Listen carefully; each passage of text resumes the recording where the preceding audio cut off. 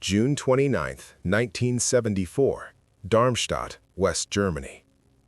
On this day, Admiral Dönitz, former commander of the Kriegsmarine's U-boat forces, sat quietly at his desk in his modest Darmstadt apartment, a newly released book lying open before him. The ultra-secret, the highly anticipated memoir documenting the Allies' intelligence breakthroughs during World War II, had just reached German bookstores. Carefully scanning the English text translated by his assistant, Dönitz confronted revelations that upended decades of firmly held convictions about the Atlantic War. For more than 30 years, he had attributed the catastrophic losses of his submarine fleet to superior Allied detection technology, advanced radar, and overwhelming resources. The account in the ultra-secret, however, exposed a far more unsettling reality. The Germans' most secret communications had been routinely intercepted and decoded by the Allies, often ahead of the German command itself. As his assistant read aloud, Dönitz's complexion paled. The enormity of the disclosure pressed down on him with crushing weight. Over the course of the conflict, 783 U-boats had been sunk, claiming roughly 30,000 lives beneath the Atlantic. All of it, he realized, had stemmed not from tactical errors or misfortune, but from a fundamental breach of trust in the encryption system he had relied on unquestioningly, the Enigma cipher. The Germans' confidence in Enigma had been rooted in formidable mathematics. The three-rotor Wehrmacht machine could produce 17,576 rotor positions, multiplied by 60 different rotor arrangements, yielding over 1 million primary settings. When combined with the complexity of plug-board connections, the total number of possible configurations reached an almost inconceivable 158 quadrillion, 962 trillion, 555 billion, 585,217,826, 360,000. Such figures, German cryptographers believed, rendered any unauthorized decryption essentially impossible. Dr. Erich Hüttenhain, who oversaw cipher operations within the Oberkommando der Wehrmacht's cryptographic department, OKWCHI, recognized in theory that Enigma could be deciphered through rigorous mathematical analysis. Yet, as he would later testify to Allied investigators during the post-war TACOM hearings, the practical effort required appeared utterly unattainable. To test every potential Enigma setting would demand hundreds, perhaps thousands of trained analysts working continuously for durations exceeding the age of the universe, according to contemporary German calculations. Even the possession of captured machines without the daily keys would not have sufficed. Each day's settings would have to be solved anew, an undertaking the Germans assumed no adversary could realistically sustain. The Kriegsmarine implemented additional security protocols that further reinforced their sense of invulnerability. Enigma operators were trained intensively at specialized naval schools, not only in technical operation, but also in the strict procedures designed to preserve secrecy. Codebooks were printed on pink paper in water-soluble red ink, engineered to dissolve immediately upon contact with water. Weighted bags were used to ensure rapid sinking if discarded overboard. U-boat commanders were instructed to enforce these measures rigorously, including the use of firearms against any crew member who failed to destroy sensitive materials under imminent threat of capture. The introduction of the four-rotor M4 Enigma machine on February 1, 1942, known to the Germans as Triton and to Allied analysts as Shark, expanded the number of rotors available from 5 to 8, incorporating a fourth rotor to exponentially increase the potential combinations. This innovation was perceived by German naval intelligence as providing the ultimate security against interception and decryption. To validate the system, Kriegsmarine cryptographers conducted rigorous internal tests, most notably the 100-day project at Bletchley-like facilities in Germany, attempting to break their own cipher using all known cryptolytic techniques. Every effort failed. Vice Admiral Erhard Mertens confidently reported to Dönitz that the cipher remained secure, reinforcing the belief that the Enigma was unassailable. Now, more than 3 decades after the war, Dönitz confronted the truth. Despite the Germans' meticulous calculations, procedural safeguards, and faith in Enigma's theoretical security, their communications had been compromised, shaping the outcome of the Battle of the Atlantic in ways he had never imagined. The combination of Polish mathematical ingenuity, British cryptanalysis, and early computing technology had rendered the Kriegsmarine's operational secrecy transparent to the enemy, altering the historical narrative of the submarine war forever. During 1941 and 1942, German naval intelligence began observing a series of anomalies that, in hindsight, should have raised serious concern. Despite these warning signs, each incident was attributed to external factors, improvements in British radar, exceptional reconnaissance, or sheer misfortune, while the possibility that the Enigma cipher had been compromised was never seriously considered. The early months of 1941 saw the first unmistakable indications of a hidden threat. Between March and June, the Royal Navy intercepted and destroyed 7 of 9 German supply ships positioned in isolated Atlantic locations meant to support surface raiders and U-boats. The Bletchley, stationed approximately 300 miles north of the Azores, was located on March 3rd, followed by the SO Hamburg 2 days later. Successive losses included the Egeland and Nordmark. The remoteness of these positions rendered accidental detection nearly impossible. Statistically, the chances that British forces would stumble upon these vessels in the vast expanse of the Atlantic were negligible. Captain Ludwig Stummel of the B-Dienst conducted an investigation into these losses. His findings attributed the sinkings to superior British radar capabilities and systematic patrolling of the ocean. The notion that the British might be reading German communications was never entertained in any official assessment. The destruction of the battleship Bismarck in May 1941 further highlighted the looming intelligence catastrophe. Germany's most formidable battleship was tracked and engaged with remarkable precision after entering the Atlantic. When reports reached Luftwaffe General Hans Jaschnik suggesting that British aircraft were accurately targeting areas across the Norwegian Sea and North Atlantic, he rejected the notion that Enigma could have been compromised. He declared categorically that enemy access to German ciphers was impossible, placing unwavering confidence in his cryptographic experts. Nowhere was the failure to recognize the true scale of the threat more evident than in the Battle of the Atlantic.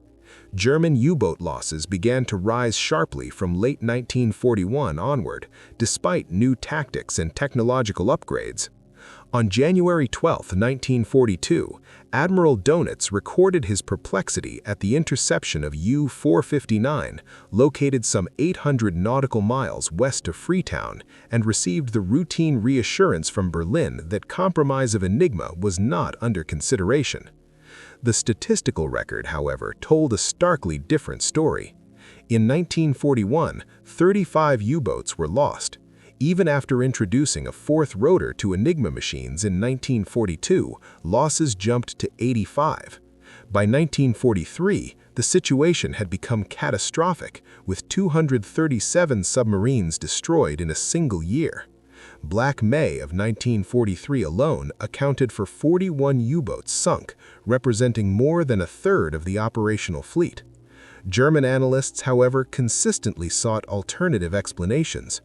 When Allied convoys executed maneuvers that seemed improbably precise, avoiding Wolfpack attacks, Dönitz credited new British radar-equipped aircraft. Submarines observed surfacing at unexpectedly high frequencies led German scientists to speculate that the Allies had developed radar capable of detecting submarines from up to 60 nautical miles, a technological impossibility at the time. Each explanation, while implausible, appeared more acceptable than the notion that Enigma had been compromised. Desperate to understand the pattern of losses, German intelligence initiated increasingly rigorous investigations, yet all shared the same critical flaw: the assumption that Enigma was unbreakable. A particularly telling inquiry followed the capture of U-570 on August 27, 1941. The submarine, damaged south of Iceland, surrendered intact to a British Hudson bomber. Captain Stummel of Bedienst was tasked with assessing the implications for German cryptographic security. His investigation included interviews with the crew, reconstruction of the submarine's last transmissions, and careful analysis of operational procedures.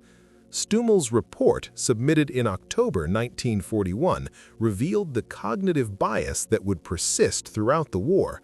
While he acknowledged that the British could theoretically exploit a captured Enigma machine with its associated codebooks, he immediately dismissed the likelihood. He reasoned that even if the machine and current keys were captured, their utility would end with the scheduled key change on November 1. He further assumed the crew would have followed protocol, destroying all sensitive cryptographic materials before surrender. Unknown to Stummel, the capture of U-110 3 months earlier on May 9, 1941, had already given the British far more valuable intelligence. The boarding party from HMS Bulldog, led by Sub-Lieutenant David Baum, had seized an Enigma machine and complete codebooks, including officer-level signal instructions and message compression codes designed to frustrate Allied direction-finding efforts. These materials provided the Allies with the ability to read German naval communications with high precision. It was not until spring 1943, following the devastating losses of Black May, that German command launched the most comprehensive security review of the conflict. Admiral Dönitz, intent on uncovering the cause behind the systematic destruction of U-boats, authorized an exhaustive investigation led by Corvette and Captain Meckel. Their team explored multiple hypotheses with remarkable thoroughness, yet the fundamental blind spot, the unshakable belief in Enigma's invulnerability, remained, obscuring the truth that had already cost Germany control of the Atlantic. Initially, German naval intelligence considered the possibility that Allied detection of their U-boats was being aided by the very radar warning receivers that the submarines themselves carried. These devices, known as METOX, were suspected of potentially re-emitting signals that could inadvertently disclose the position of submarines. Experiments conducted with an FW-200 Condor outfitted with specialized detection instruments confirmed that emissions from the METOX could indeed be picked up from distances of up to 110 kilometers. In response, all U-boats were ordered to discontinue the use of these radar warning systems. Despite this precaution, U-boat losses continued at alarming rates. German technical experts then explored the idea that the Allies might have developed infrared detection technology capable of identifying the heat generated by submarine diesel engines. In reaction, a rapid development program was launched to create experimental heat-absorbing coatings. Returning submarines were repainted with these experimental substances, yet operational losses remained high. A significant turning point occurred on February 3, 1943, when an RAF bomber crashed near Rotterdam, allowing German forces to recover an intact H-2S radar system. The examination of this system revealed the existence of British centimetric radar operating at wavelengths that German detection devices could not register. This discovery prompted an urgent program to develop new detection equipment, culminating in the delivery of the first Knockaus radar detectors to U-boats by September 1943. Throughout these investigative efforts, a fundamental explanation was largely absent: the compromise of Enigma. Admiral Karl Dönitz's predecessor in naval intelligence, Admiral Hard Martins, had already assessed in 1941 that cracking Enigma would require a sequence of exceedingly unlikely events, capturing machines and current key sheets, circumventing strict security procedures, decoding officer-only communications, and conducting rapid cryptanalysis before key rotations. He judged that while each of these steps was improbable on its own, their combined execution was virtually impossible. Now, more than 3 decades after the war, Dönitz confronted the truth. Despite the Germans' meticulous calculations, procedural safeguards, and faith in Enigma's theoretical security, their communications had been compromised, shaping the outcome of the Battle of the Atlantic in ways he had never imagined. The combination of Polish mathematical ingenuity, British cryptanalysis, and early computing technology had rendered the Kriegsmarine's operational secrecy transparent to the enemy, altering the historical narrative of the submarine war forever. During 1941 and 1942, German naval intelligence began observing a series of anomalies that, in hindsight, should have raised serious concern. Despite these warning signs, each incident was attributed to external factors, improvements in British radar, exceptional reconnaissance, or sheer misfortune, while the possibility that the Enigma cipher had been compromised was never seriously considered. The early months of 1941 saw the first unmistakable indications of a hidden threat. Between March and June, the Royal Navy intercepted and destroyed 7 of 9 German supply ships positioned in isolated Atlantic locations meant to support surface raiders and U-boats. The Bletchley, stationed approximately 300 miles north of the Azores, was located on March 3rd, followed by the SO Hamburg 2 days later. Successive losses included the Egeland and Nordmark. The remoteness of these positions rendered accidental detection nearly impossible. Statistically, the chances that British forces would stumble upon these vessels in the vast expanse of the Atlantic were negligible. Captain Ludwig Stummel of the B-Dienst conducted an investigation into these losses. His findings attributed the sinkings to superior British radar capabilities and systematic patrolling of the ocean. The notion that the British might be reading German communications was never entertained in any official assessment. The destruction of the battleship Bismarck in May 1941 further highlighted the looming intelligence catastrophe. Germany's most formidable battleship was tracked and engaged with remarkable precision after entering the Atlantic. When reports reached Luftwaffe General Hans Jeschonnek suggesting that British aircraft were accurately targeting areas across the Norwegian Sea and North Atlantic, he rejected the notion that Enigma could have been compromised. He declared categorically that enemy access to German ciphers was impossible, placing unwavering confidence in his cryptographic experts.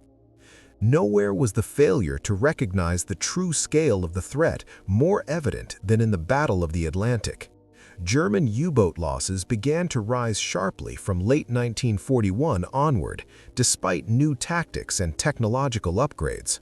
On January 12, 1942, Admiral Dönitz recorded his perplexity at the interception of U-459, located some 800 nautical miles west of Freetown, and received the routine reassurance from Berlin that compromise of Enigma was not under consideration. The statistical record, however, told a starkly different story. In 1941, 35 U-boats were lost. Even after introducing a 4th rotor to Enigma machines in 1942, losses jumped to 85. By 1943, the situation had become catastrophic, with 237 submarines destroyed in a single year. Black May of 1943 alone accounted for 41 U-boats sunk, representing more than a third of the operational fleet. German analysts, however, consistently sought alternative explanations. When Allied convoys executed maneuvers that seemed improbably precise, avoiding Wolfpack attacks, Dönitz credited new British radar-equipped aircraft. Submarines observed surfacing at unexpectedly high frequencies led German scientists to speculate that the Allies had developed radar capable of detecting submarines from up to 60 nautical miles, a technological impossibility at the time. Each explanation, while implausible, appeared more acceptable than the notion that Enigma had been compromised. Later narratives claimed that Winston Churchill was fully aware of the impending attack from Enigma decrypts, but chose not to evacuate the city in order to protect Ultra. The declassified archives, however, present a more nuanced picture. Early decrypts of the German Moonlight Sonata operation indicated multiple potential targets. It was only when radio beam navigation confirmed Coventry as the objective mere hours before the assault that immediate defensive measures, including increased fighter patrols and reinforced anti-aircraft defenses, were deployed. The post-war legend of Churchill's calculated sacrifice served, in part, as a smokescreen for the actual operational limits and capabilities of ultra-intelligence. On March 25, 1941, in Hut 8 at Bletchley Park, Mavis Lever, later Batty, was at work deciphering Italian naval communications. After grueling 16-hour shifts attempting to break Italy's naval Enigma variant, she suddenly recognized the underlying patterns. The intercepted message revealed a major Italian operation scheduled to commence in exactly 3 days. Lever, collaborating through the night with her colleague Margaret Rock, managed to decode additional transmissions that outlined the full Italian battle plan. Admiral Angelo Iachino intended to sortie with the battleship Vittorio Veneto, 6 heavy cruisers, and 17 destroyers to intercept British supply convoys traveling between Egypt and Greece.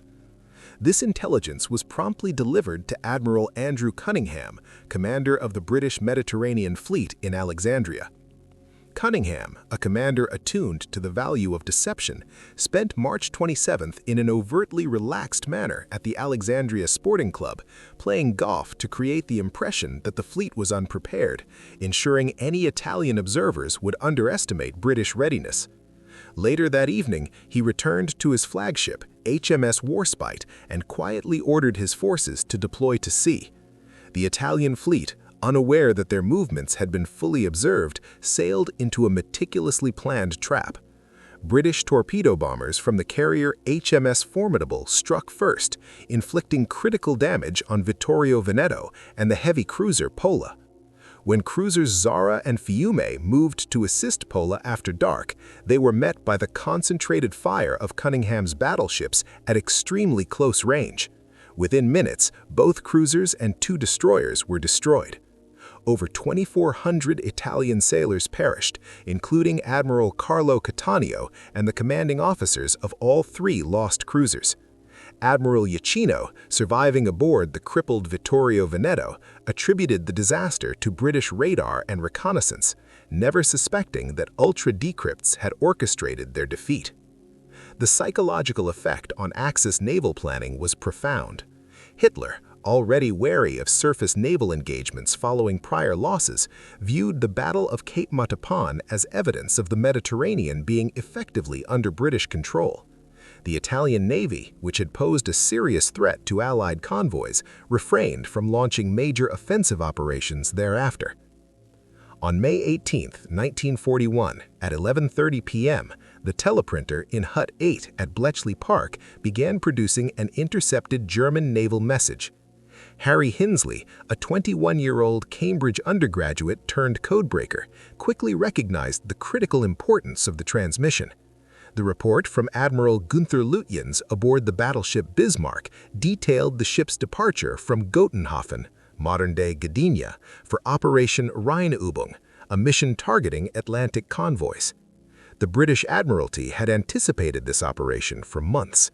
With its 8 15-inch guns and advanced fire control systems, Bismarck represented the most significant threat to Allied shipping since the beginning of the war, capable of overwhelming any cruiser and outrunning most battleships. Forewarned by ultra-intelligence, the Royal Navy was able to prepare meticulously. Admiral John Tovey positioned the home fleet to intercept, while Force H under Admiral James Somerville advanced north from Gibraltar. British cruisers HMS Norfolk and HMS Suffolk were stationed in the Denmark Strait with instructions to shadow Bismarck using the newly developed Type 284 radar. When Bismarck was sighted in the Denmark Strait on May 23rd, the British public narrative presented the detection as a fortuitous encounter by HMS Suffolk. In reality, the fleet's movements had been entirely informed by ongoing Enigma intercepts, which provided both the ship's exact position and timetable. The subsequent battle resulted in the catastrophic sinking of HMS Hood, a tactical loss for the British, but strategically, the engagement was already a success. Bismarck sustained damage, began leaking oil, and was continuously tracked by radar-equipped shadowing ships, with their positions constantly updated thanks to continued ultra-monitoring. On May 25th, Admiral Dönitz made a critical misjudgment. Believing that British radar had temporarily ceased operations, he sent an extensive radio report to Naval Group West outlining his current damages and operational plans. The transmission lasted more than half an hour, providing British direction-finding stations ample opportunity to pinpoint the battleship's location. More importantly, the message was intercepted and deciphered at Bletchley Park within hours, revealing that Bismarck was en route to Brest and dangerously low on fuel, limiting its ability to evade attack. What followed was an almost inevitable confrontation. A Catalina flying boat fortuitously sighted Bismarck exactly where Ultra-Intelligence had predicted. From there, Swordfish torpedo bombers launched from HMS Ark Royal, pushing the limits of their operational range in harsh weather, managed to strike the rudder, rendering the battleship unmaneuverable. On May 27th, the British battleships HMS King George V and HMS Rodney engaged Bismarck in a sustained bombardment that destroyed the vessel. Of the 2,221 crew members aboard, only 114 survived. Grand Admiral Erich Raeder, head of the German Navy, analyzed the defeat with mounting frustration. He could not comprehend how the British had maintained contact over such vast distances or concentrated overwhelming forces with such precision. His investigation concluded that British naval aviation and radar had advanced far beyond German expectations, yet the notion that the Allies were intercepting and reading German communications never crossed his mind. In his memoirs, written long before the revelation of Ultra, Raeder attributed the sinking to mechanical failure and the fortuity of the torpedo strike, never suspecting that it was neither mechanical error nor luck, but intelligence that had determined the outcome. By May 1943, Admiral Dönitz commanded the largest U-boat fleet in history. A total of 116 submarines patrolled the North Atlantic, organized into wolf packs with evocative names such as Finnick, Finch, Amsel, Blackbird, Moser, Tit, and Star. German cryptanalysts, confident in their ability to read British convoy codes, gave Dönitz a sense that victory over the Atlantic supply lines was imminent. In his war diary entry for May 1st, he noted that the enemy appeared fatigued and predicted that one concentrated strike could sever the crucial transatlantic lifeline. What Dönitz could not foresee was that Bletchley Park had achieved a breakthrough in deciphering the German four-rotor Enigma, overcoming a 10-month period in which German naval communications had been unreadable. Utilizing captured codebooks from U-559 retrieved by sailors who perished in the process, and the Colossus, the world's first programmable electronic computer, British analysts were once again able to read German naval orders within hours of transmission. The first convoy battle of May illustrated the devastating consequences. Convoy OS-5, consisting of 42 merchant ships bound for Halifax, was detected by U-650 on April 28th. Dönitz concentrated 41 U-boats from 3 wolf packs for the assault. However, with access to ultra-intelligence, the Allies rerouted the convoy and positioned reinforcements to intercept the submarines. Over 6 days, across 600 miles of ocean, German submarines sank 13 merchant vessels but suffered severe losses themselves. U-192 under Captain Lieutenant Vera was destroyed by depth charges from HMS Loosestrife. U-192, under command of a veteran of 12 previous patrols, was sunk on May 6th. On May 24th, Admiral Karl Dönitz issued a directive that effectively marked the conclusion of the Battle of the Atlantic. All submarines were ordered to withdraw from the North Atlantic convoy lanes and regroup in the waters southwest of the Azores. In his personal war diary, Dönitz acknowledged the scale of the defeat, noting, "The Battle of the Atlantic is lost." He attributed the setbacks to Allied advances in radar and air power, remaining unaware that the intelligence gleaned from his own radio communications had orchestrated the destruction of his fleet. One of the most remarkable aspects of Allied intelligence was how close the Germans came to uncovering the truth, only to be deliberately misled. A particularly sophisticated deception involved the Lucy Ring, a Soviet espionage network operating from neutral Switzerland. Rudolf Rossler, codenamed Lucy, a German émigré and publisher living in Lucerne, ran this ostensibly independent intelligence operation. Beginning in 1942, Rossler supplied the Soviets with exceptionally detailed reports on German military operations, especially along the Eastern Front, including order of battle information, planned offensives, and even near-verbatim excerpts of Hitler's operational orders. The accuracy of his reports was so striking that both German and Soviet intelligence suspected the existence of a high-level traitor within the Wehrmacht. Despite extensive investigations by German counterintelligence, including the Abwehr and Gestapo, into dozens of senior officers with access to Enigma traffic, the source of Lucy's information was never discovered. In reality, the intelligence originated from Bletchley Park. British operatives carefully funneled ultra-intelligence to Swiss channels, which Rossler then relayed to the Soviets under the guise of insider German sources. This arrangement allowed the Soviets to receive critical intelligence without exposing the British decryption program, while the Germans were left chasing phantom traitors. From 1943 into 1944, mounting evidence should have made the Allies' foreknowledge undeniable. Yet German investigators, constrained by the belief in Enigma's invulnerability, consistently sought alternative explanations. The systematic targeting of U-boat supply submarines provided the clearest evidence. These milk cow submarines operated at secret rendezvous points across the Atlantic, with positions known only to the supply submarines and their recipients. Between June and August 1943, 10 of 14 supply U-boats were destroyed, most while refueling at these precise coordinates. U-459 was sunk on July 24 while refueling U-117.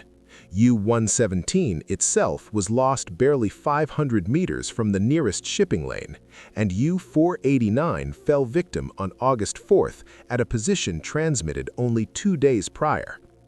Captain Hermann Morke, investigating these losses for German naval intelligence, reported, "The chance of accidental discovery of our supply operations is statistically negligible.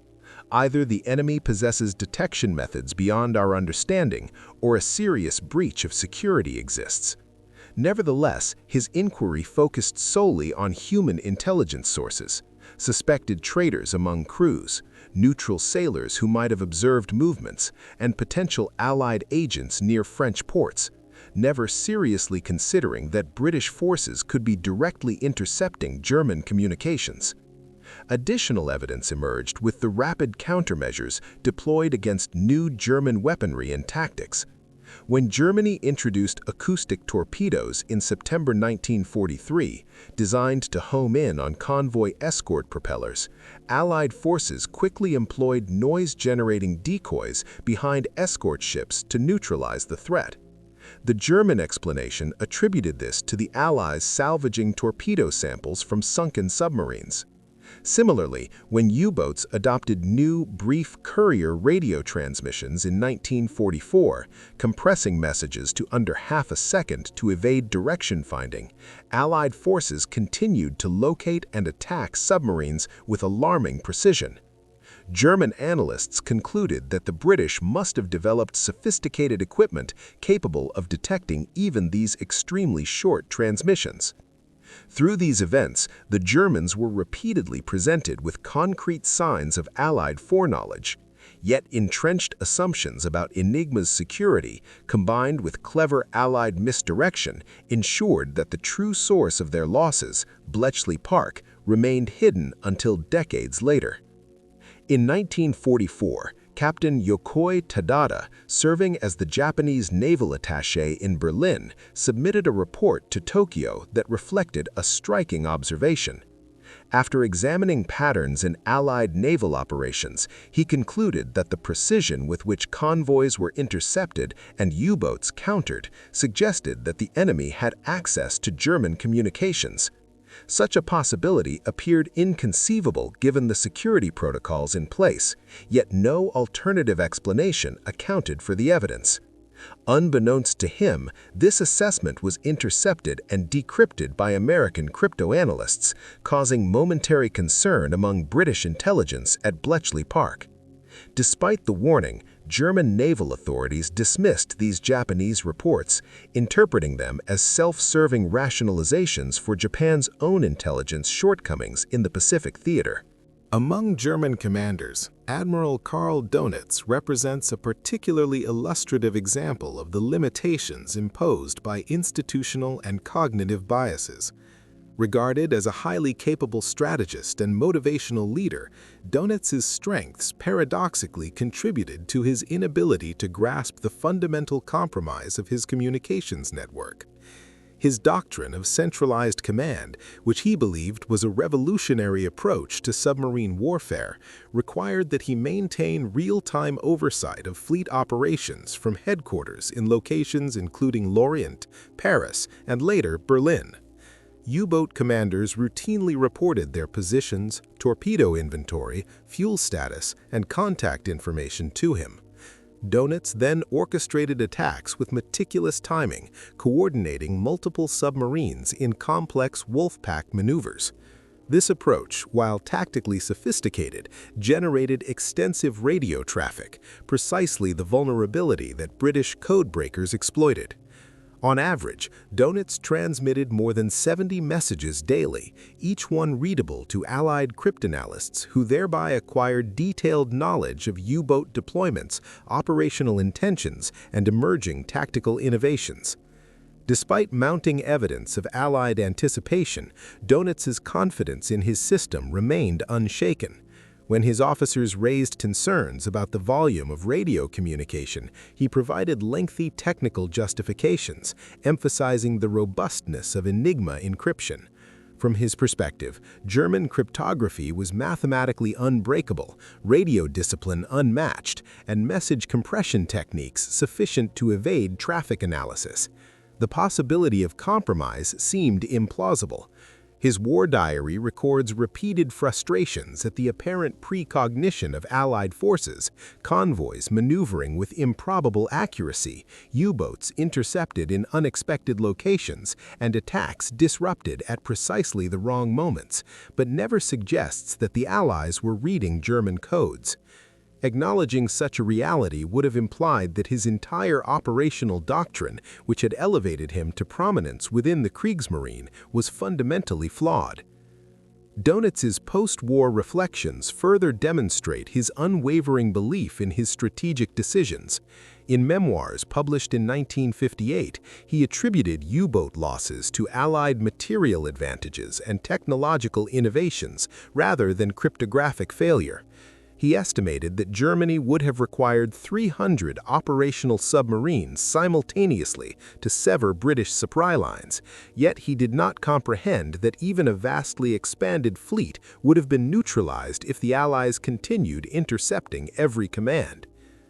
During the Nuremberg trials on May 9, 1946, Dönitz appeared before the International Military Tribunal to account for his conduct in the U-boat campaign.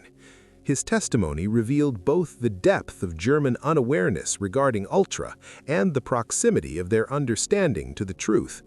When questioned about the causes of overwhelming Allied success in locating and destroying U-boats, Dönitz attributed it to air reconnaissance, radar, and advanced detection systems. He consistently provided technically accurate explanations, such as high-frequency direction finding, centimetric radar, radio-based escort coordination, and magnetic anomaly detection. But these accounts overlooked the primary factor, the systematic decryption of German naval communications by the Allies. When asked whether he had ever suspected a compromise of German codes, he asserted that investigations had been conducted, but the consensus of Germany's cryptographers was that Enigma was mathematically secure and beyond the capabilities of any adversary to break. The psychological commitment to Enigma's invulnerability was so complete that even explicit warnings failed to alter German perception. In August 1943, Swiss intelligence, considered highly reliable, transmitted through diplomatic channels a warning that German naval ciphers were actively being read by the Allies. The German response reflected profound institutional inertia. Dönitz noted the report in his diary on August 13th, yet it failed to provoke any fundamental re-evaluation of operational security or the integrity of Enigma. The case of Dönitz demonstrates the interplay between individual brilliance and systemic cognitive barriers. His intelligence, analytical skills, and persistent inquiries into Allied capabilities were considerable. Yet the mental framework established by faith in technological and cryptographic superiority prevented him and the Kriegsmarine from perceiving the true source of their defeats. Each U-boat loss, every failed innovation, and the comprehensive knowledge the Allies had of their operations were consequences not of tactical or technical deficiencies alone, but of an unrecognized intelligence compromise that rendered the German submarine strategy transparent to its adversaries. Reports from Swiss intelligence indicated that Allied forces might have access to German cipher systems, a claim that German Naval Command found implausible. In response, the High Command ordered a fresh security review. However, the investigation was constrained by predetermined conclusions. Led by Corvette Captain Meckel, the committee dismissed the Swiss findings, categorizing them as deliberate Allied attempts to sow doubt within the German naval hierarchy. The rationale of the investigation revealed the limits of German strategic imagination. Analysts questioned why, if the Allies could decrypt German naval communications, their successes were not uniformly overwhelming. Convoys occasionally reached their destinations, and U-boats at times evaded Allied hunter-killer groups. The committee attributed this to Allied restraint, an explanation that German officers could barely conceive. In essence, the Allies deliberately allowed some operations to fail to preserve the secrecy of their intelligence capabilities. German investigators, by contrast, assumed all intelligence anomalies must result from human reconnaissance or enemy agents. The possibility that Swiss intelligence had merely observed patterns of operational foreknowledge was largely ignored. The failure to recognize the scale of Bletchley Park's capabilities stemmed in part from the technological and organizational gulf between German and British cryptanalysis. German cryptographers relied on traditional methods, manual calculations, paper, and mechanical devices, while the notion of electronic computation was relegated to science fiction. By 1944, Bletchley Park had transformed into the world's first industrial-scale code-breaking facility.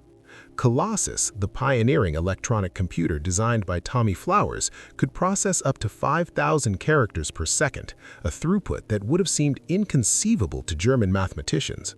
Meanwhile, the electromechanical bomb machines, evolved from Polish designs and refined by Alan Turing and Gordon Welchman, were capable of testing more than 17,000 Enigma settings in 20 minutes, a task that would have taken human analysts months. Equally revolutionary was Bletchley Park's operational structure. By 1945, over 9,000 personnel were employed, approximately 80% of whom were women responsible for operating machines, transcribing decoded messages, and managing the immense filing systems that tracked millions of intercepts. Operations ran continuously in 3 shifts, processing more than 3,000 intercepted messages daily at peak activity. Communications from U-boats were given the highest priority. The British applied systematic procedures to cryptanalysis that German specialists could not conceive. Each decoded Enigma message was archived, indexed, and cross-referenced. Patterns in operator habits were meticulously recorded. Predictable key phrases, repeated use of personal names as ciphers, and standardized weather reports, all of which provided crucial entry points for decryption. German cryptographers, accustomed to viewing code-breaking as an art dependent on individual brilliance, were astounded by this industrialized approach. Dr. Erich Hüttenhain, upon learning the scale of Bletchley Park after the war, remarked with disbelief that the British treated cryptanalysis like manufacturing warplanes, while Germans approached it as a literary or artistic endeavor. A particularly striking instance of near discovery occurred on November 30, 1943, when a British Lancaster bomber was downed near Berlin. Among the wreckage, investigators recovered partially destroyed documents containing German naval grid references and U-boat positions from only 2 days prior. Luftwaffe intelligence officer Hedmund Wilhelm Deuss was assigned to study these materials. Although fragmentary, the documents accurately reflected the locations of U-391, U-238, and U-648 on November 28, suggesting a level of intelligence too precise to have been derived solely from aerial reconnaissance or port-based informants. Deuss conducted a detailed investigation, but ultimately misinterpreted the evidence. He proposed that British agents in French ports, combined with German radio direction-finding data, could explain the accuracy of the positions.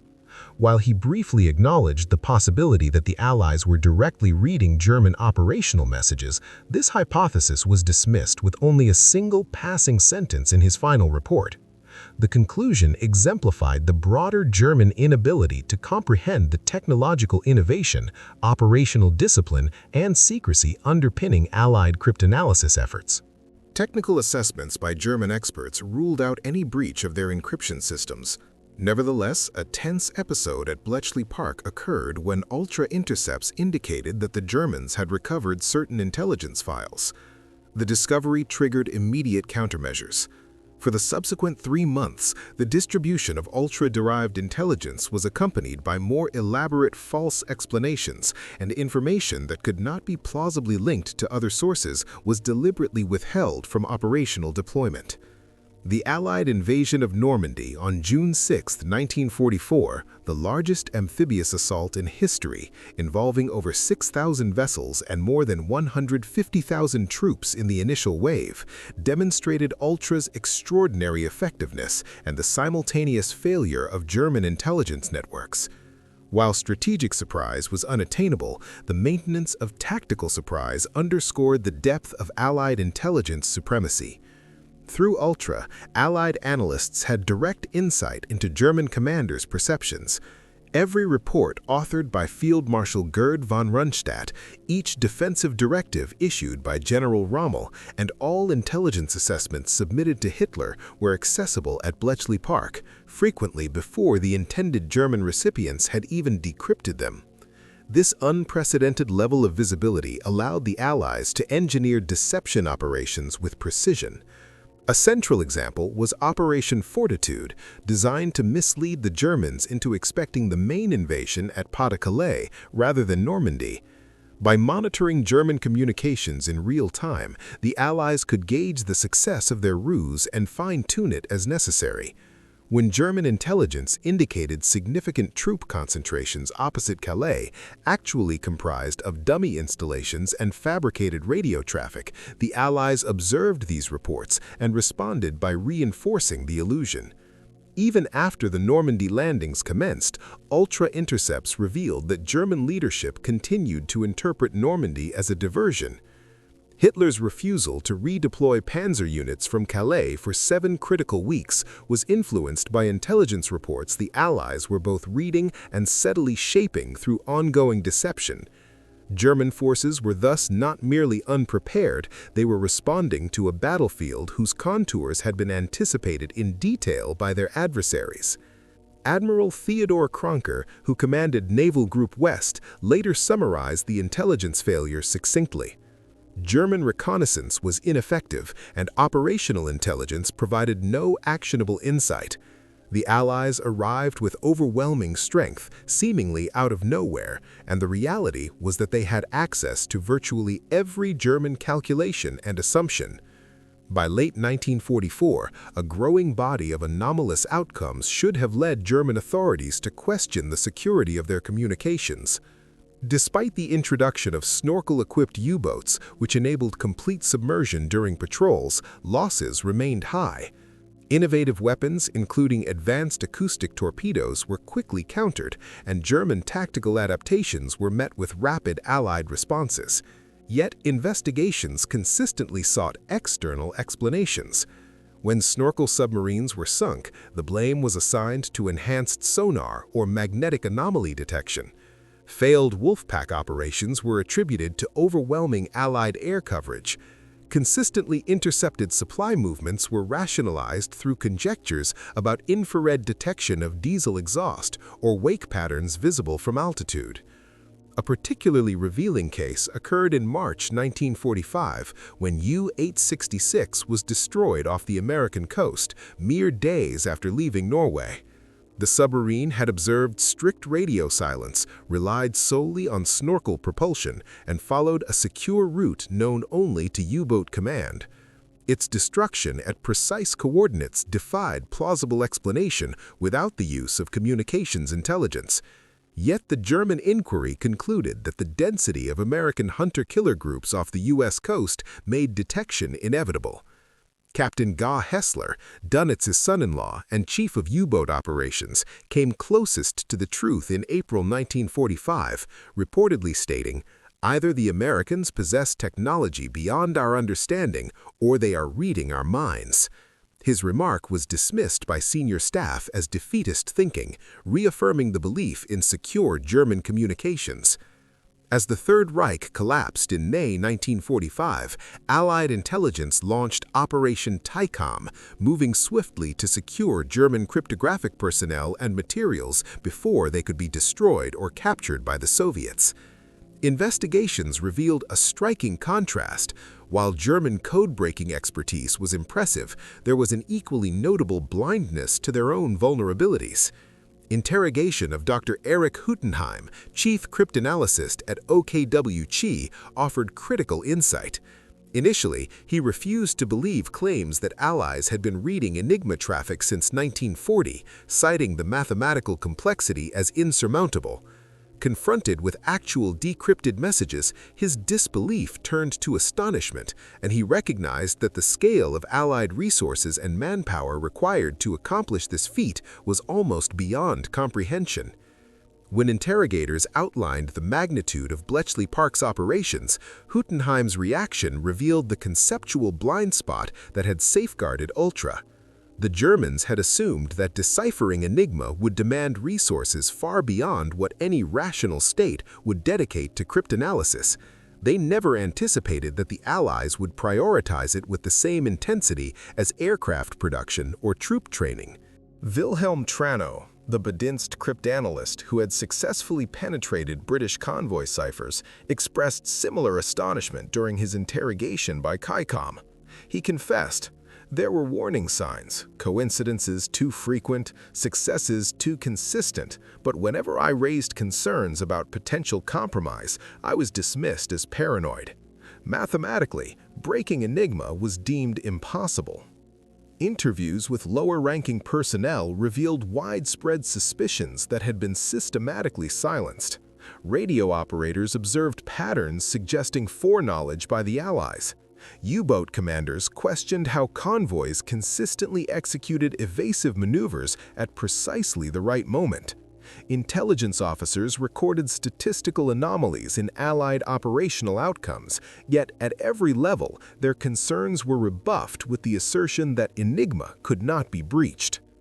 The interrogation of Corvette Captain Heinz Bonat, former head of Bedienst, was particularly revealing. Upon learning of Ultra, he paused for several minutes before stating, "In that case, we were never in a position to succeed. Once Enigma was compromised, the outcome of the war was effectively determined. All subsequent battles and strategic maneuvers merely delayed the inevitable."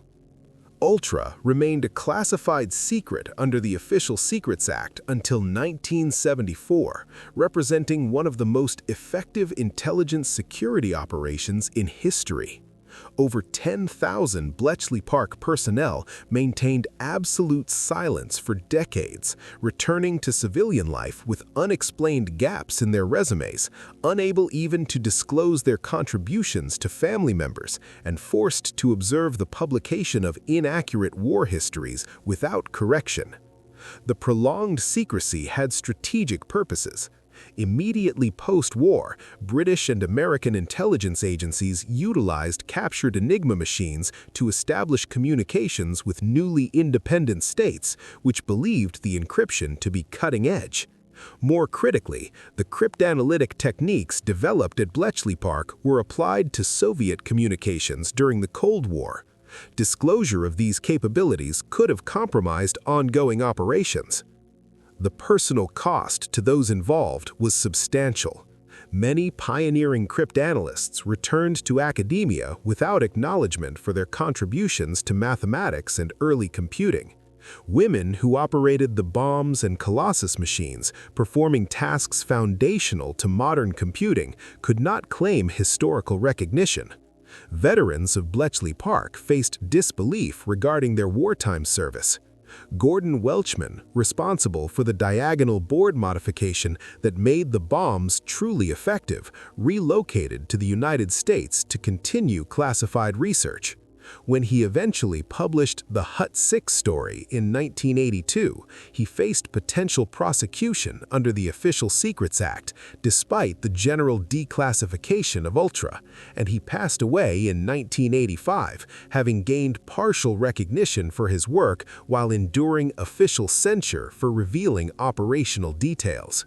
The first public disclosure came in 1974 when Group Captain F.W. Winterbotham, who had supervised Ultra Liaison units, published an account of the intelligence. Winterbotham's motives included personal vindication, historical accuracy, and the preservation of lessons about intelligence and warfare that might otherwise have been lost. The book prompted a radical reassessment within the historical community and shocked surviving German military leaders. Battles long attributed to tactical brilliance or fortunate reconnaissance were revealed to have been driven by intelligence operations. Allied commanders, previously considered prescient, were shown to have acted on information obtained from intercepted enemy communications. German veterans reacted with a complex mixture of admiration and disbelief.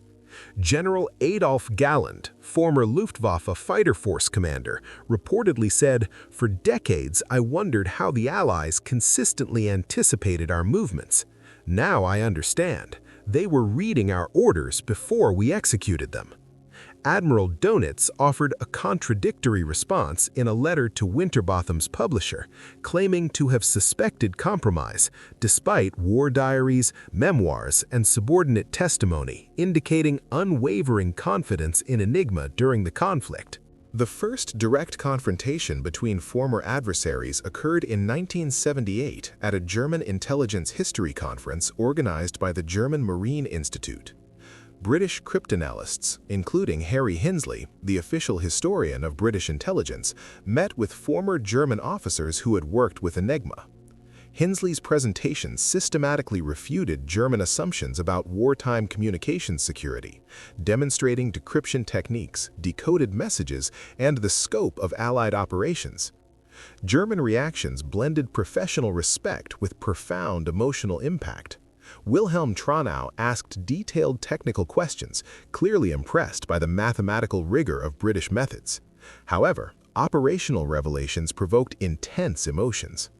Otto Kretschmer, Germany's most successful U-boat commander, openly confronted former Dönitz staff officers, denouncing the so-called steamroller theory that claimed German strategy aimed to compel maximum Allied resource expenditure.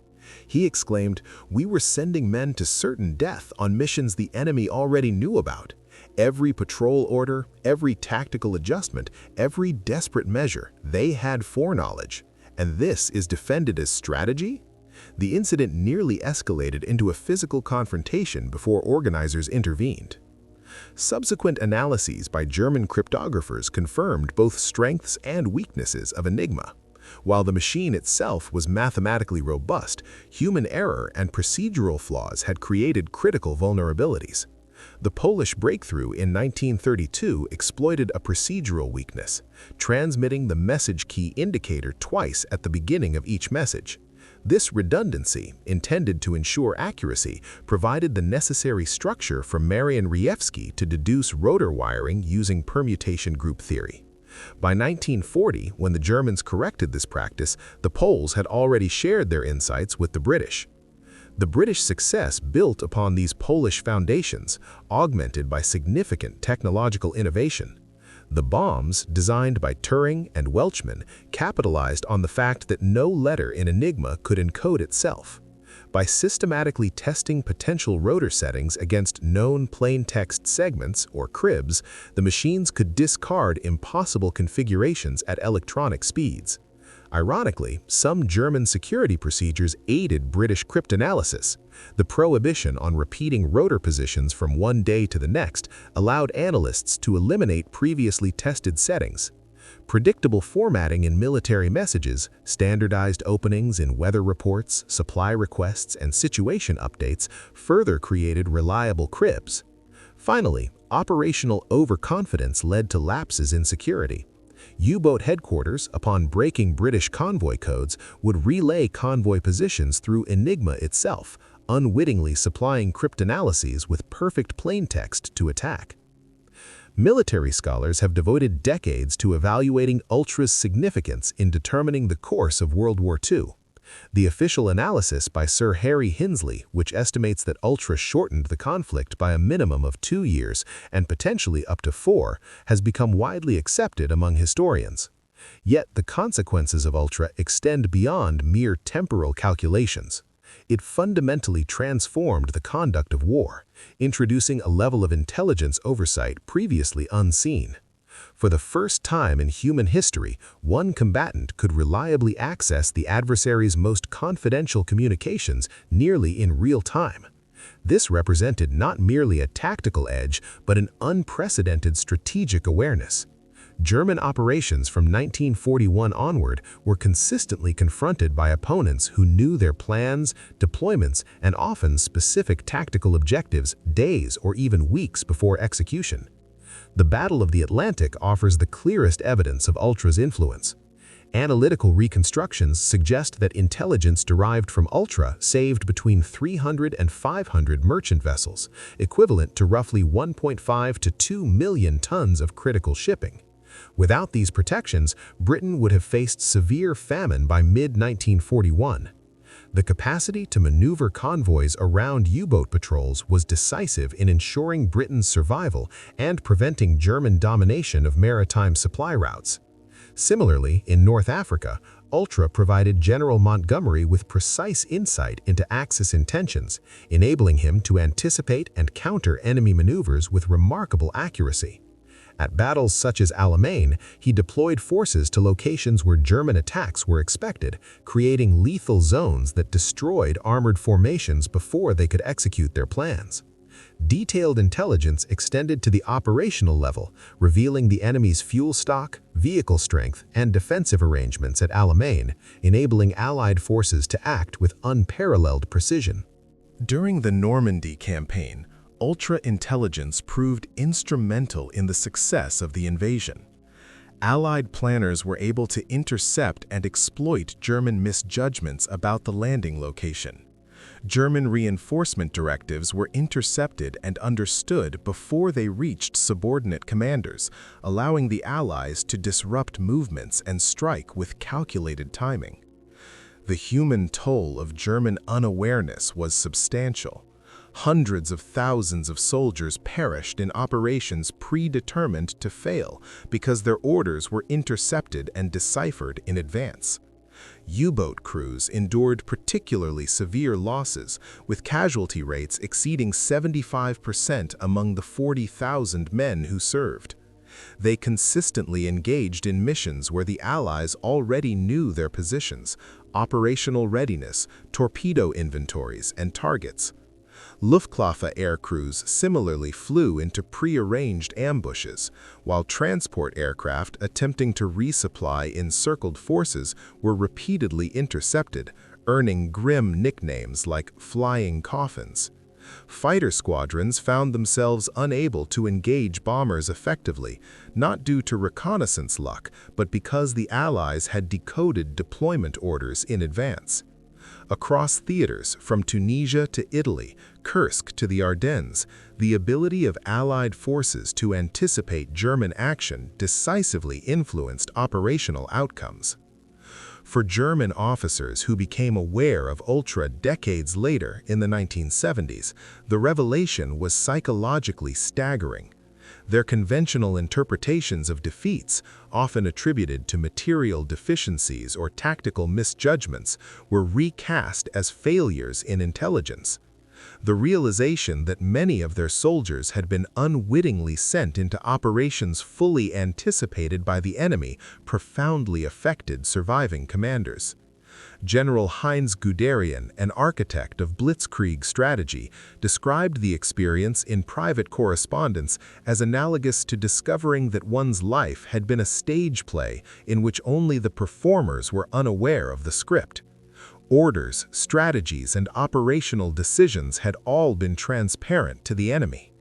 Admiral Dönitz, surviving until 1980, reportedly became increasingly withdrawn upon learning of Ultra's scope, dedicating significant time to re-evaluating past campaigns with the understanding that his communications had been compromised. His final writings, unpublished during his lifetime, revised his account of submarine warfare, emphasizing the futility of conventional methods against an adversary capable of reading every operational message. Ordinary veterans were similarly affected. U-boat survivors established support groups to reconcile the knowledge that their service had been rendered ineffective not by individual failings but by intelligence superiority. Luftwaffe personnel and Wehrmacht veterans reassessed their experiences in light of systemic communication compromises, reframing what had once seemed unlucky or poorly executed as the predictable consequences of intercepted orders. The German failure to recognize the compromise of Enigma provides enduring lessons about institutional rigidity and the perils of unquestioned assumptions. Despite a technically sophisticated and rigorously organized investigative apparatus, German authorities repeatedly failed to entertain the possibility that their cryptographic systems were breached. Every inquiry commenced with the presumption of Enigma's invulnerability. Evidence was interpreted to conform to this assumption, and anomalies were forced to fit preordained conclusions. Convoys lost in remote locations prompted suspicions of espionage or reconnaissance, rather than consideration of code compromise. Convoys that consistently avoided U-boat patrols were explained as the result of Allied air superiority rather than prior knowledge.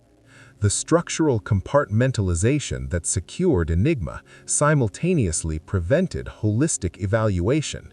Cryptographers assured commanders of unbreakable mathematics, operators vouched for procedural fidelity, and command authorities assumed secure communications, all without anyone taking responsibility for questioning the system as a whole. Dissenting analysts faced strong institutional pressure to conform. German technical self-confidence became a vulnerability. Belief in the inherent superiority of German engineering and mathematical methods produced blind spots. Anomalous patterns, such as precise convoy evasions, were rationalized as complex coincidences rather than evidence of enemy cryptanalytic achievement. Repeated warnings, whether from Japanese naval attachés noting U.S. foreknowledge of Pacific operations in February 1942 or explicit Swiss intelligence reports in August 1943, were consistently dismissed or misattributed. Investigators focused on the credibility of sources rather than the content of the intelligence, often concluding that neutrals had been manipulated by Allied deception rather than acknowledging observable patterns in operational outcomes. Even within German intelligence organizations, internal doubts were actively suppressed. Reports highlighting statistical anomalies, such as Lieutenant Friedrich's observations regarding convoy movements, were buried or downplayed, with warnings that mathematics alone could not indicate the origin of intelligence. U-boat commanders reporting consistent Allied anticipation of movements were instructed to improve radio discipline rather than question the fundamental security of their codes. Ironically, while Germany remained blind to the breach of Enigma, its cryptanalytic services, notably the B-Dienst, successfully exploited numerous Allied ciphers. They penetrated British convoy communications, American diplomatic correspondence, and Soviet military messages, demonstrating that one side's failure to question assumptions can coexist with significant intelligence successes. The German experience with code breaking during World War II illustrates a profound misjudgment of both the enemy's capabilities and the nature of cryptographic warfare. Despite occasional tactical successes, German analysts failed to grasp the broader implications of their own achievements. Their ability to decipher Allied convoy codes, rather than alerting them to the inherent vulnerabilities of secure communications, reinforced an overconfidence rooted in their limited perspective. German cryptanalysts were acutely aware of the difficulty and resource intensity of breaking codes. They recognized the frequent setbacks and the extensive manpower required to maintain access, even when codebooks were captured. Yet they projected these constraints onto the Allies, assuming that if Germany struggled with cryptanalysis despite immense effort, then the Allies must face even greater obstacles when confronting the ostensibly superior Enigma cipher. Wilhelm Trano, who successfully penetrated British convoy communications, believed that he understood the practical limits of cryptanalysis. He could not envision that the British had transformed the process from a sporadic, artisanal effort into an industrialized operation, systematically applying large-scale manpower and mechanized computation to break ciphers continuously. The operational outcomes of these German tactical victories paradoxically accelerated strategic defeats. The interception and decryption of convoy messages allowed U-boat commanders to deploy wolf packs with precision. However, the subsequent transmission of these locations through Enigma brought Bletchley Park with reliable cribs, facilitating even faster and more accurate code breaking. In essence, German operational intelligence victories inadvertently generated the very information that ensured their strategic failure. When ultra-intelligence was declassified in 1974, German military historians undertook a rigorous re-examination of Second World War campaigns. The conclusions challenged long-held beliefs regarding German operational skill and the perceived material advantages of the Allies. Failures in North Africa, often attributed to logistical difficulties or Allied numerical superiority, were revealed to result largely from intelligence penetration. Rommel's supply convoys were intercepted because Allied codebreakers knew exactly when and where shipments would occur. His innovative tactics were neutralized because Montgomery and other commanders had foreknowledge of German plans before they reached divisional leaders. Similarly, the Battle of Kursk, the largest tank engagement in history, required re-evaluation.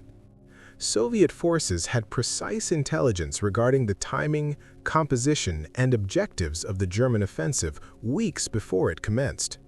What had been considered brilliant defensive preparations were in reality the product of advanced intelligence supplied through British Ultra, often routed via the Lucy spy network operating in Switzerland.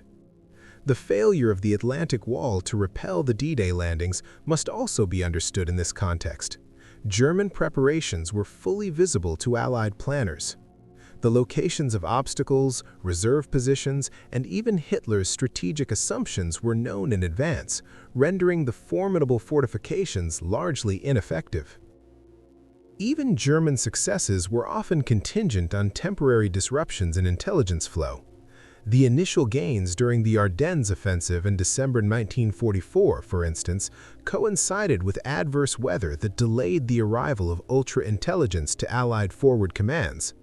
Once communications resumed, the Allies had precise knowledge of German movements and could redeploy forces effectively, neutralizing the offensive.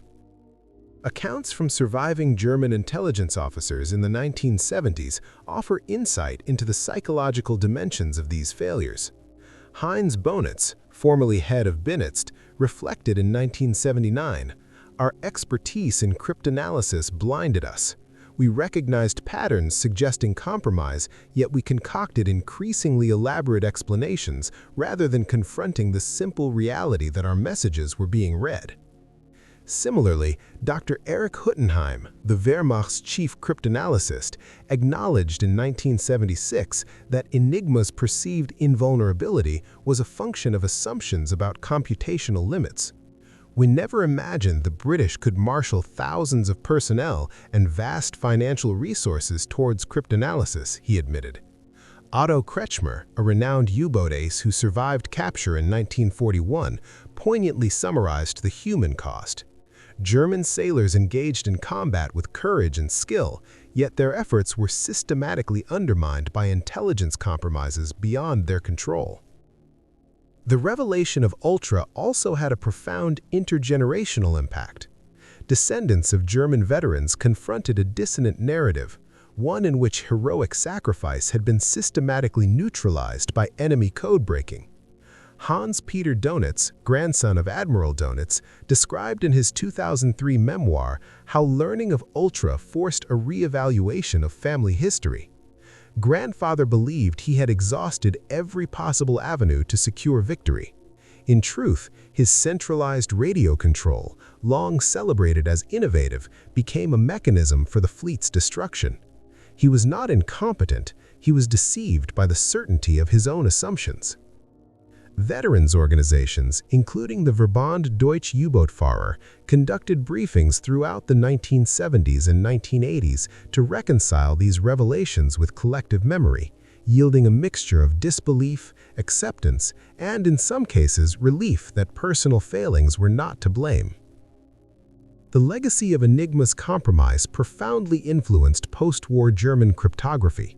When the Bundesnachrichtendienst was established in 1955, it implemented layered security protocols designed to prevent an intelligence catastrophe akin to Enigma. The assumption of potential compromise became foundational. Critical communications were fragmented across multiple channels, multiple encryption systems were employed simultaneously, and radio silence became the default posture whenever feasible. This cautious approach, while occasionally impeding operational agility, reflected a strategic prioritization of information security. For military historians, the post-1974 access to ultramaterials necessitated a thorough reinterpretation of European World War II campaigns. Engagements previously analyzed solely for tactical or logistical lessons now required consideration of intelligence superiority. The German General Staff, long lauded for operational excellence, appeared less formidable when one accounted for the Allies' ability to preempt and counter every strategic and tactical decision. In sum, the Ultra revelations reshaped not only historical understanding, but also the study of intelligence, cryptography, and the psychology of military decision-making. From 1939 to 1941, the German Wehrmacht achieved remarkable battlefield successes, operating without the Allies having fully exploited intelligence derived from the Enigma cipher. These early victories stand in sharp contrast to the period between 1942 and 1945, when the Allies had consistent access to ultra-intelligence, revealing German operational plans in near real time and contributing to repeated strategic failures. The reputations of individual German commanders require nuanced reassessment under this light. Field Marshal Erwin Rommel, often celebrated as the Desert Fox, retained his standing due to his tactical ingenuity, even though Ultra compromised the larger strategic context in which he operated. Conversely, Other commanders, particularly those directing U-boat operations, suffered a posthumous decline in historical evaluation. The once revered Wolfpack strategy, with its centralized command approach, while initially lauded for innovation, ultimately exposed critical weaknesses that accelerated German losses. Allied leadership, too, must be reconsidered when accounting for Ultra's influence. Bernard Montgomery's perceived caution during the North African campaigns, such as at El Alamein, appears less a product of prudence and more a reflection of his access to precise intelligence on German troop dispositions. Similarly, Dwight D. Eisenhower's broad front strategy takes on greater justification when viewed through the lens of ultra-informed assessments of German reserves and strategic intentions. Actions that appeared to be the product of exceptional military acumen often masked the decisive role of intelligence superiority. One of the most enduring questions remains: how did German intelligence, despite a cadre of skilled and capable cryptanalysts, fail to recognize the compromise of Enigma? The explanation lies not in individual incompetence, but in structural and psychological factors that created widespread institutional blindness. The German military's over-reliance on the technical inviolability of Enigma became doctrinal. A deep-seated pride in their cryptographic achievements blinded analysts to the possibility of Allied breakthroughs. Organizational inertia stifled dissenting opinions, while compartmentalized information flows prevented holistic analysis. Even when suspicions arose, alternative explanations such as espionage, radar interference, or technological anomalies were often deemed more credible than the unsettling truth that their communications were being intercepted and decoded systematically. Accepting Enigma's compromise implied acknowledging that every operational plan, every tactical innovation, and every order sent thousands of men into predictable peril. For many, the psychological toll of such a realization was unmanageable. In 1979, 5 years after Ultra was publicly disclosed and 1 year before his death, Admiral Dönitz, commander of the Kriegsmarine and last Führer of Nazi Germany, reflected on the intelligence failures that decimated his U-boat fleet. Speaking from his home in Germany, he recounted, "We all suspected something, but suspicion is not knowledge. Knowing that the enemy had insight into every command is a different matter entirely." He admitted that the inability to recognize the scale of Ultra's impact had tragic consequences. By the time the Enigma cipher was fully penetrated in 1941, the trajectory of the war was largely irreversible. Yet, Dönitz suggested, a full understanding of the compromise might have allowed for adjustments in strategy that could have reduced casualties, improved defensive planning, and mitigated unnecessary losses. The statistical record of Enigma's impact underscores the extent of German misjudgment. Over 100,000 Enigma machines were produced from the 1920s through 1945, encompassing theoretical configurations reaching 159 quintillion for the 3-rotor variant and 10 to the 23rd for the 4-rotor naval M4 system. Daily key changes, combined with more than 1,200 distinct radio networks by 1944, created a seemingly insurmountable cryptographic challenge. Yet Polish cryptanalysts first breached Enigma in December 1932, and by August 1939, Bletchley Park in Britain was operational. Staff numbers swelled to 9,000 by 1945, with women comprising 80% of the workforce. Some 200 bomb machines and later 10 Colossus programmable electronic computers enabled the processing of over 5,000 intercepted messages daily by 1944, often producing actionable intelligence within 2.5 hours. The human cost of ultra-intelligence was staggering. Of 1,162 U-boats commissioned, 783 were lost, a loss rate exceeding 67%, claiming the lives of approximately 30,000 sailors, representing a casualty rate of 75%. May 1943 alone saw the loss of 41 submarines in what became known as Black May. Ultra-directed convoy routing protected millions of tons of Allied shipping, saving over 500 merchant vessels. Air operations informed by Ultra contributed to the destruction of more than 76,000 Luftwaffe aircraft, while U-boat losses peaked at 237 in 1943, the height of Ultra effectiveness. German investigations into Enigma's potential compromise were numerous, yet ultimately futile. More than 15 major inquiries were conducted between 1941 and 1945, including 3 independent attempts to break naval Enigma internally. Alternative theories, ranging from radar and infrared detection to espionage, were pursued, yet no investigation seriously entertained the possibility that Enigma had been systematically penetrated. A lone warning from Swiss intelligence in August 1943 was dismissed, and multiple internal suspicions were suppressed across command hierarchies. Post-war, the veil of secrecy persisted for 3 decades. Bletchley Park personnel maintained silence until 1974, necessitating significant revisions to historical accounts and forcing thousands of German veterans to reconsider their wartime experiences. The Enigma story illustrates how cognitive biases, institutional dogma, and unchallenged assumptions can converge to produce catastrophic failure, even among highly trained professionals. Modern intelligence and security agencies, including the U.S. National Security Agency and Britain's GCHQ, continue to study these failures to teach the dangers of unexamined certainty and the importance of challenging fundamental premises.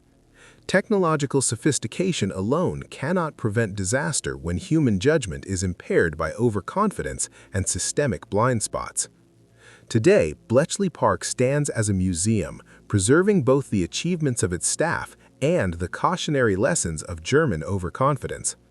Visitors witness the machinery of cryptanalysis, including working examples of the 4-rotor naval Enigma, and gain insight into how complex, mathematically rigorous systems can be undone by determination, creativity, and organizational coordination.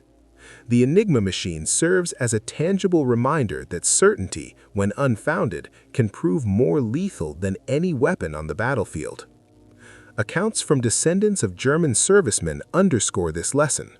One 1995 guestbook entry, written in German, recounts the story of a U-604 commander lost in 1943. For half a century, his family believed he perished due to superior Allied technology. The truth revealed that his orders were intercepted before reaching him. The entry concludes, "The tragedy was not merely defeat, but that we never understood we had already lost."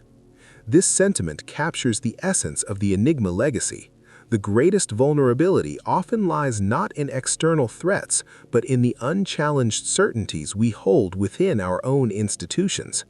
The Allied triumph over Enigma was not merely a cryptographic victory, but a profound demonstration of strategic patience, secrecy, and the power of challenging assumptions. It serves as an enduring warning that the perils of overconfidence can be far deadlier than any enemy force.